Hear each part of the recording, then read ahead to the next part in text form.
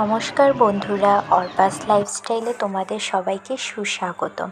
তোমরা সবাই কেমন আছো? আশা করছি তোমরা সবাই খুব ভালো আছো, আমিও খুব ভালো আছি। আজ চলে এলাম তোমাদের সাথে নতুন একটি ব্লগ শেয়ার করতে। তো তোমরা ব্লগটা দেখতে থাকো, আশা করছি তোমাদের ভালো লাগবে। তো সকালে আমি খুব তাড়াতাড়ি আজ ঘুম থেকে উঠে গেছি। আসলে কি হয় বলো তো, যখন মেঘলা ওয়েদার থাকে না, তখন না মানে ঘুম থেকে উঠতে একটু দেরি হয়ে যায়। আর যেদিন রোদ ওঠে সেদিন না খুব একটা দেরি হয় না। তো আজকে টানা 3 দিন বৃষ্টি হওয়ার পর আজকে রোদ উঠেছে।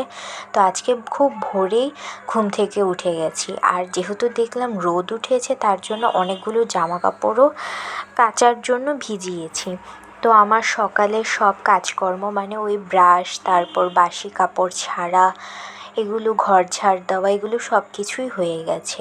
তো আমি এবার চলে এলাম নিচে। আর নিচে এসে আমি প্রতিদিনের টিফিনটা আমিই তৈরি করি। তো এখানে আমি আটা মেখে নিয়েছি, বেলে নিলাম, তারপর রুটিগুলোকে সেঁকে নিলাম। আর এখানে রুটির সাথে আজকে খাওয়া হবে হচ্ছে কুমড়ো ভাজা। তো যেহেতু আজকে মঙ্গলবার, তার মধ্যে বিশ্বকর্মা পুজো, তার জন্যে আজকে আমাদের নিরামিষ। এভাবেও মঙ্গলবারে আমাদের নিরামিষই থাকে। তো তার জন্যে আমি পেঁয়াজ দিতে পারবো না কুমড়ো ভাজাতে, তার জন্য একটু কালো জিরে ফোড়ন দিয়ে কুমড়োটাকে ভাজছি। আর ওই পাশে উনুনে আমি ভাত বসিয়ে দিলাম। আমার টিফিন বানানো হয়ে গেছে। টিফিন বানানোর পর আমি টিফিন সেরেও নিয়েছি।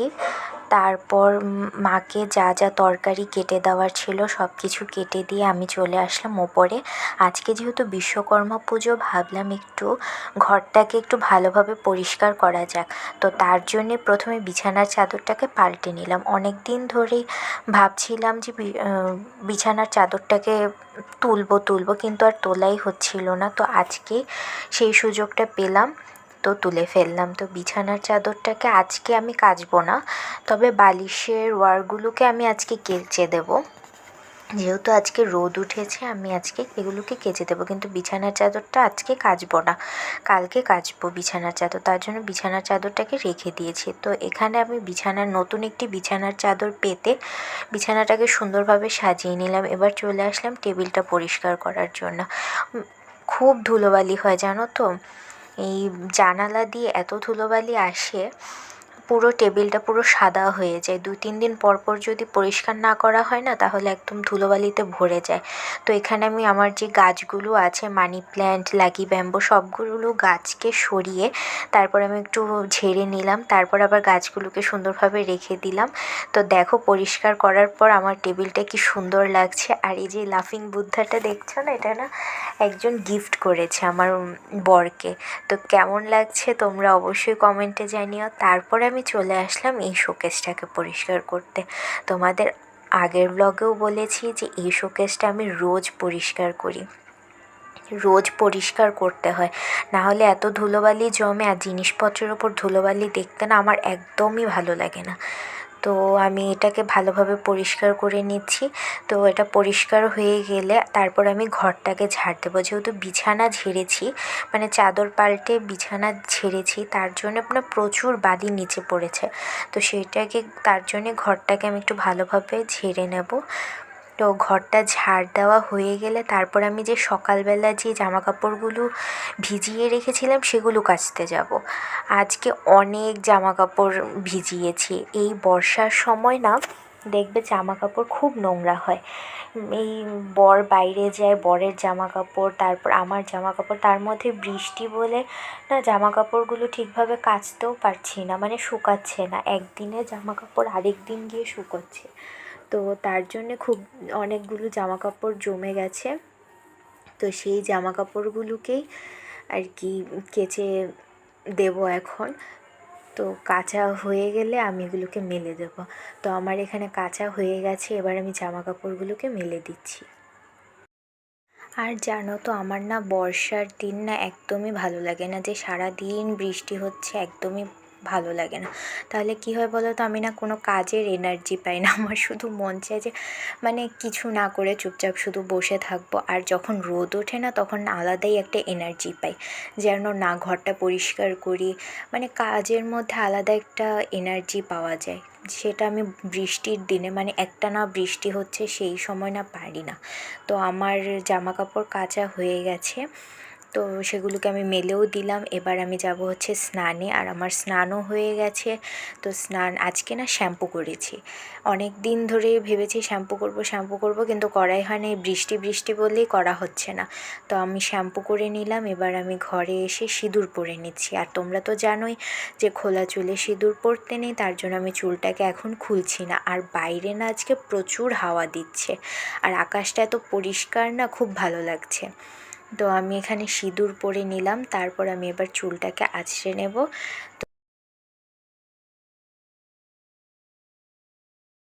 হ্যালো বন্ধুরা, সকাল থেকে তোমাদের সামনে আসা হয়নি, এই এখনই আসা হলো। সকালে আমার সব কাজকর্ম সব কিছু হয়ে গেছে, আর বাইরে একটু আওয়াজ হচ্ছে, তোমরা একটু অ্যাডজাস্ট করে নিও। আর সকালের টিফিনটা তো আমি করলাম, তারপর শাশুড়ি মাকে তরকারি কেটে দিয়ে আসলাম। তো শাশুড়ি মাই রান্নাটা করেছে, আর এখন বাজে হচ্ছে দুপুর 1টা। তো কিছুক্ষণ বাদে আমি যাব হচ্ছে, মানে নিচে যাব, খাওয়া শুরু হবে, মানে দুপুরের খাওয়া দাওয়া শুরু হবে। তো কি রান্না হলো তোমাদের সাথে তো অবশ্যই শেয়ার করব। আর আজকে যেহেতু হচ্ছে বিশ্বকর্মা পুজো, তার জন্যে আজকে ঘরটা খুব ভালোভাবে পরিষ্কার করেছি। অনেক দিন হয়েছে জানো তো, ঘরটা ঠিকভাবে পরিষ্কার করা হচ্ছিল না, বিছানার চাদরটা খুব নোংরা হয়েছিল। তো আজকেই ভাবলাম যে চলো আজকেই সব কিছু ভালোভাবে পরিষ্কার করা যাক, তার জন্য বিছানার চাদরটা পাল্টে নিয়েছি। তারপর ঘরের যা যা নোংরা ছিল, আর শোকেসটা তো প্রতিদিনই পরিষ্কার করতে হয়, তাও শোকেসটা আবার পরিষ্কার করেছি, টেবিল সব কিছু ভালোভাবে পরিষ্কার করলাম। তো ঘরটাও ভালোভাবে পরিষ্কার করে নিয়েছি, জামা কাপড়ও কেচেছি। আজকে জানো তো অনেক দিন পর আজকে রোদ উঠেছে, তাই সকালেই ভাবলাম যে চলো আজকে যা যা জামা কাপড় জমেছিল সবগুলোকে ভেজানো যাক। আর দেখবে তোমরা বৃষ্টির দিনে না জামা কাপড় খুব নোংরা হয়, মানে বৃষ্টির কাদা এইসব কিছু লেগে থাকে, তো তো সব মানে প্রচুর নোংরা হয়। তো সব অনেক জামা কাপড় জমেছিল, সব কিছু কেচে দিয়েছি আজকে, যেহেতু রোদ উঠেছে তার জন্যে। আর বিছানার চাদরটা আজকে কাচিনি, আজকে তুলে রেখেছি, কালকে কেচে দেব। আর তোমরা ব্লগটা দেখতে থাকো, আশা করছি তোমাদের খুব ভালো লাগবে। তো চলো নিচে যাওয়া যাক।